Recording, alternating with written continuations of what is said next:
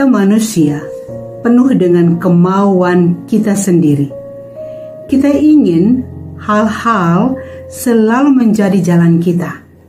Bahkan kita tidak segan-segan menginginkan Tuhan ada dalam rancangan kita dan cenderung untuk memenuhi apa yang menjadi keinginan kita. Inilah yang membuat kita tidak maju dalam iman.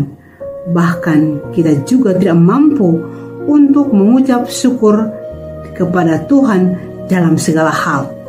Saudara dan sahabat terkasih, jumpa lagi dengan saya di Remah Iman.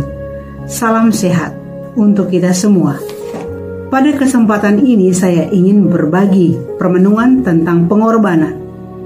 Bertepatan dengan masa Prapaskah, di mana pada hari ini kita mulai dengan hari Rabu Abu.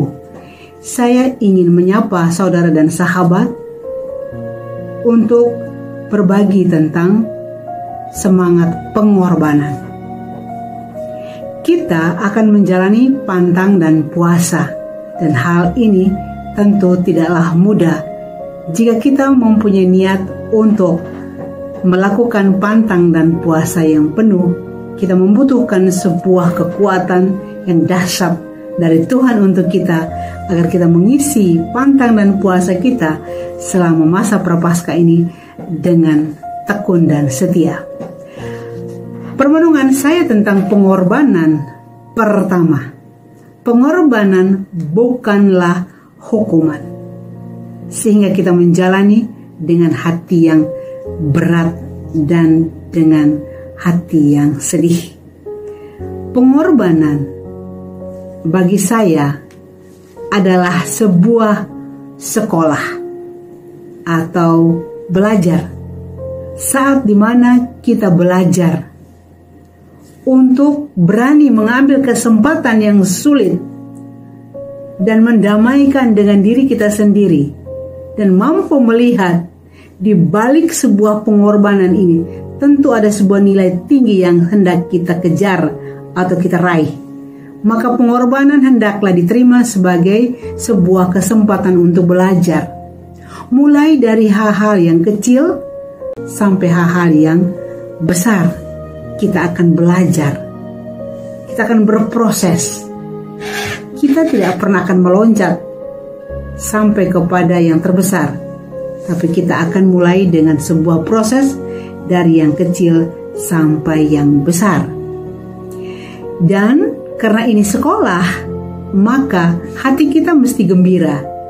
Karena dengan sekolah kita akan memperoleh begitu banyak pengetahuan dan pengalaman yang menjadi bekal bagi hidup kita.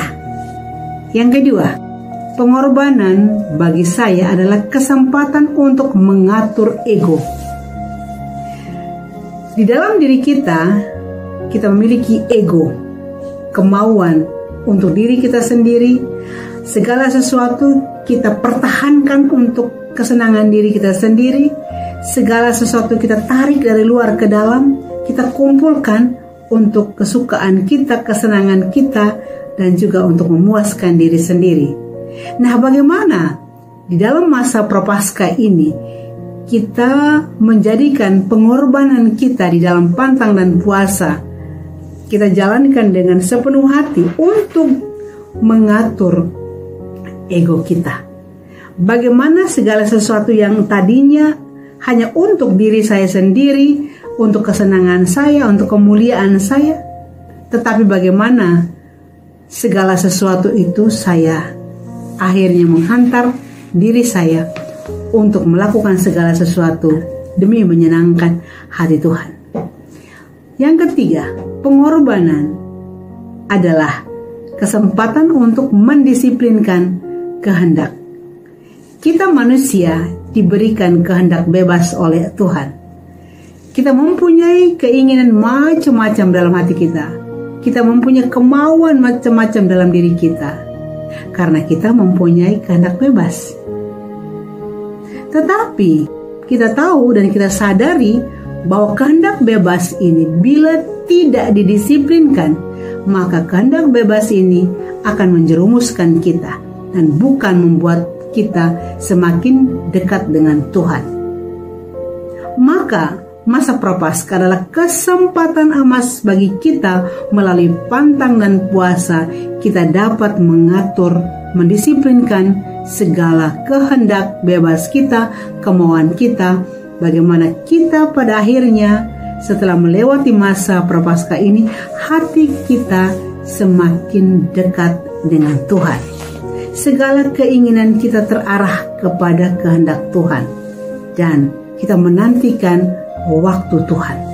Yang keempat, di dalam pengorbanan, sering kali kita merasa bahwa kitalah yang paling banyak mengalami pengorbanan. Berkorban waktu, berkorban tenaga, berkorban pikiran, macam-macam yang kita korbankan. Dan kita merasa bahwa sudah banyak yang kita korbankan. Atau kitalah yang paling banyak memiliki kesempatan untuk berkorban. Atau banyak hal yang diminta untuk kita korbankan. Nah, bila kita ada dalam posisi ini, maka seharusnya atau sesungguhnya ini adalah sebuah kesadaran yang menghantar kita bahwa inilah saat yang luar biasa kita justru ada bersama dan dekat dengan Tuhan. Kita tidak hanya menempuh sebuah pendidikan pembelajaran tahap TK, SD, SMP, SMU, tapi sesungguhnya kita ada dalam universitas bersama dengan Tuhan Yesus. Sebuah pembelajaran, sebuah proses terhadap diri kita sendiri, tingkatnya tidak hanya level SD, SMP, SMU, tapi sudah tingkat mahasiswa. Kita bersama dengan Tuhan dalam universitasnya Tuhan. Kita sekolah di universitasnya Tuhan. Maka pikiran kita pasti sudah mesti berkembang lebih luas. Pikiran kita, wawasan kita sudah harusnya lebih luas, lebih maju. Kita melihat semakin banyak kita berkorban, justru disitulah kesempatan kita menikmati kebersamaan dengan Tuhan semakin banyak, semakin intim. Satu catatan di sini adalah bahwa jangan pernah membuat pengorbanan untuk dirimu sendiri. Meletakkan pengorbanan di dalam pengorbanan Tuhan Yesus. Selanjutnya, banyak orang akan berdiri di tempat. Karena pengorbanan ini tidak mudah. Banyak orang memilih berada di tempat saja. Tidak bisa maju. Kalau maju membutuhkan sebuah pelepasan terhadap keegoisan, pelepasan terhadap keinginan pribadi, maka orang lebih sering memilih berada di tempat. Maka dia tidak pernah maju. Selanjutnya, karena orang akhirnya memilih hanya berdiri di tempat dan tidak bisa memproses diri untuk maju lebih lagi dan lebih lagi, maka dengan sendirinya tidak maju juga di dalam iman. Kenyataan bahwa kita sangat lekat erat dengan diri sendiri. Seringkali kehendak bebas kita itu mencegah kita untuk melangkah lebih dalam lagi atau lebih maju lagi bersama Tuhan. Seharusnya pengorbanan ini memampukan kita untuk mengikuti Tuhan Yesus kemanapun dia pergi. Dia pergi kepada orang miskin, kita ke sana. Dia pergi kepada orang tak berdaya, kita pergi ke sana. Dia pergi kepada orang di penjara, kita pergi ke sana. Kemanapun Tuhan Yesus pergi, kita ikut bersama dia. Mengapa pada akhirnya orang hanya berdiri di tempat saja, kalau toh maju hanya selangkah? Karena orang tidak suka mengalami ditolak. Orang tidak suka mengalami pengalaman difitnah, dihina, disingkirkan, dibuang, dianiaya, dibicarakan buruk. Orang tidak ingin itu. Orang tidak suka itu. Orang ingin mencari kemuliaan diri. Orang ingin mencari penghiburan hati. Kalau ikut Tuhan Yesus penuh dengan pengorbanan, inilah yang membuat beberapa orang akan berdiri di tempat, di titik yang sama, ada orang maju tetapi hanya selangkah, sementara yang lain bukan hanya selangkah yang dia maju, dia sudah terbang bersama dengan Yesus. Inilah kesempatan bagi kita, kesempatan untuk belajar menemukan kekuatan dan kelemahan kita, supaya di dalam pengorbanan kita selama masa prapaskah melalui pantang dan puasa, kita menemukan titik lemah kita, kita menemukan titik lebih kita, dan kita mesti mendamaikan kelemahan dan kelebihan kita, lalu kita melangkah bersama Tuhan Yesus. Bersama Tuhan Yesus kita akan mampu menerima penolakan, penghinaan, fitnah. Kita akan menerima semua hal yang dialami oleh Tuhan Yesus.